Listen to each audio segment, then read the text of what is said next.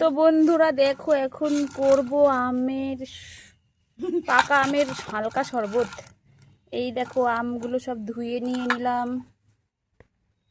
দেখো আমগুলো নিয়ে নিয়েছি, সব পাকা পাকা পাকা আম। জল খেলিস না মামা। চিনি দিয়ে দিচ্ছি, চিনি, দুধ, একটা দারুণ খাবার, টেস্টি। দেখো দইও দিচ্ছি।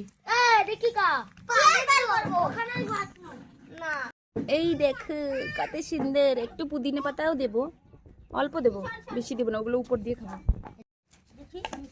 দেখো অনেক, দুটো আম দিয়েছি বড় বড়, অনেক লোক ওরা খাচ্ছে।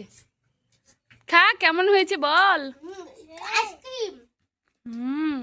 দেখো কত সুন্দর হয়েছে কালারটা। এটা দিয়ে আইসক্রিম বানালেও এখন খুব ভালো লাগবে খেতে।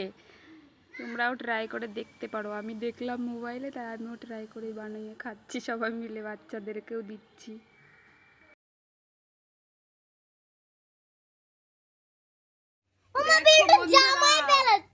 আইসক্রিমের মতন টেস্ট, দই দিয়ে চিনি দিয়ে। ও মা, বিল্টু জামাই ফেলাচ্ছে।